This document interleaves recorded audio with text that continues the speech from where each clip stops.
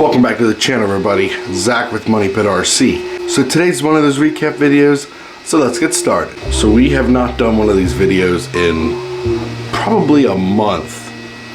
I have so much stuff to talk about.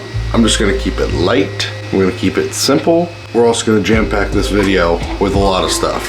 We got a couple new things. I wanna share them with you right now.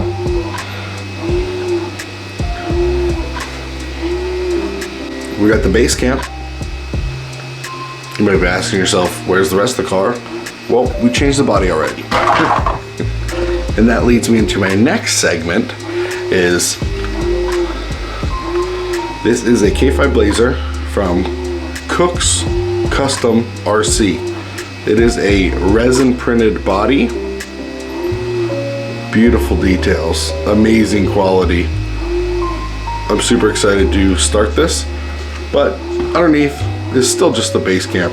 We did make a couple videos with the base camp, just simple videos like for beginners and all that. So we're at that point where we're just trying to keep it on a budget. So the car drove fine and we did a couple videos with it. That's all I really wanted to do. So now we're in the next phase of actually building it. I saw this body on eBay and I just had to have it. I love it. Matches my K5 Blazer right there. So we're gonna get this thing all painted up. We did do a little bit of trimming just to make sure wheels didn't rub or anything. So we trimmed the arches a little bit and now it's ready for paint. Very excited for that. Also, from the same dude, we did get a truck, an old Chevrolet. Again, resin printed. This is the same wheelbase as like a C10. These both are actually the same wheelbase. So once we finish the Blazer, we're gonna start this project, which I think this one is gonna go on the pre-runner build. I did print some really big wide fenders. I think they're going like this. Like crazy wide. So we got the front and the back. So these are gonna go on this once we get the pre-runner all done. Speaking of the pre-runner, that is still no change from last month. I guess it's been a month. We still have not touched that thing. We did print a whole new kit. The file on Ep.30 got updated to where you can run, it's like a different shock angle and all that. So we did print everything. We just now have to reassemble. And then on Amazon, we did order the threaded rods and ball ends to properly make the steering links. Just because the last issue is my steering links were like side by side and you have to have them over top or the one wheel is going to turn more than the other. So we got all those parts ordered. We actually have them here now. We just have to actually find time to do it because I feel like that's going to take some time to set it all up and dial it in. But it will happen because we're coming in the winter months. I'm going to have a lot more time building. So K5 Blazer, let me know in the comments below what color we should paint this. Should we patina the crap out of it or keep a nice paint job? Let me know below what you guys think. So next up, we did get a LDRC drift car. It is a 1/18 scale drift car from LDRC. When I tell you this thing is fun, this thing is fun. I had such a blast making that video.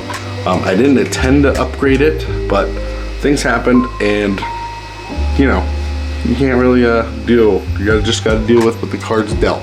If you haven't seen that video, I'll leave a link in the description box below where you can check it out. It's a great video. This thing is so much fun. It's metal.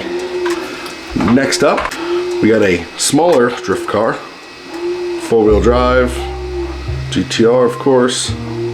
We did not do a video on this yet, but we will because this thing is fun too. It's cheap, like very cheap. Like quality and price wise cheap, but it's fun, super fun. I'll start the video on that soon. Make sure you guys hit the notification bell so you don't miss it. So that's all the GTRs I got. I didn't get any real life, but I got a couple on the bench. RockingRC. This is a fully functional Bluetooth speaker that you can put in your RC car. Yes, you put this in the bed of the RC car, you drive it around, and you got some cool tunes. This thing is absolutely awesome. It's something that you don't need, but you do need. The quality, the build quality is great. It's just awesome, everything about it. I'll make sure I leave a link in the description box below of RockingRCs Instagram channel. So make sure you guys check that out. He has a whole bunch of other products. He has one for the 18 scales, 24 scales, 10 scales. The quality of the sound is fantastic. You would think that this thing would sound like crap because of the size, but no, he uses great quality parts and it sounds crystal clear and it's just great. So as for new builds, just got the Blazer going on. And then we did get another Coop Eel chassis. We got the aluminum version now, which this thing is absolutely sick. It's one of my best performing rigs that I have. It's honestly insanely good. I don't even know how I built it so good, but I did. There's probably other builds that are better, but for my personal build, this thing is epic. Outboard links. Got some crazy shocks, Proline shocks. Reefs 99. I'm gonna do a full build breakdown on this thing eventually, but as of right now, it's just crazy. I gotta get some good rocks to actually show the performance of this thing, but it's awesome. Great. If you get a Coop Eel chassis, the other Coop Eel chassis, got both rails pink again. In my last video, I showed you that I had a blue and a pink because I snapped it because I dropped it. But got the pink all situated again. Really wanted to try out these tires. They're the Toyo High Country, Open Country. Yeah, those things. I've seen good reviews about them. They look good. They look scale as heck. But we'll just don't know if they perform well. We'll see. Gotta get this thing back out and try her. Also, Proline was having a big sale on tires. The Proline trenchers, they were just on sale for $7 for a set of 4 tires, and they're good tires. I stocked up. I got like 4 sets. I got them on this, which a lot of people on Instagram dissed me for this because I took a set and I glued them on stock SCX24 wheels. Like, come on, I glued them on. They were $7. I'll glue another set, I don't care.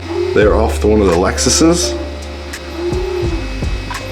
Literally $5 for the wheels, $7 for the tires, and I glued them on. I think it's a sick wheel and tire setup. They look good, I love the gold. Also put them on the SN18. I didn't change out the wheels, I just kept them how they were, but yeah, I think it fits really well. Speaking of the SN18, this body is getting outdated. I think it's time for a change. What do you guys think? Should we change it out or should we keep it? I mean, I love this paint job. It looks really sick. But I feel like it's time for a change for the SN18. Maybe do another couple modifications on it. I don't know. I really like the SN18. It performs so good out of the box. Like I barely have any upgrades on that thing. I think I have links and brass. That's it. And it works really well. So ever since I got a 3D printer, I've always wanted to create my own, well not create, I wanted to print my own SCX24 axle housings. I was always scared, it was very intimidating to try to print some axle housings, but we did it. We finally printed some axle housings and they work. It might be hard to see. Get my face out of here so it focuses. So here is the rear axle housing. It's got a really cool design. It's like, it's not too bulky, but it's not thin either. And here's the front. Like, I was super impressed on the quality of the prints. I got a ton of questions asking about how I printed them, so I'm going to show you. So this is a rear. That's all my supports, but I printed it just like this. So the bed plate was down here. So I printed it straight up and down. Probably used too many supports, but yeah, so that's the rear axle printed just how it is, just like this. Turned out great. Supports come out easy. All the bearings fit great, surprising on that. And then here's a front. I did print it just like this because the way the ends are like half moon, so I couldn't really print it like this. So I just printed it flat. It turned out alright. Not as smooth as the other one, but like I said, all the supports still came right out. No issues there. But I'll try to find a different orientation to print this to get it cleaner.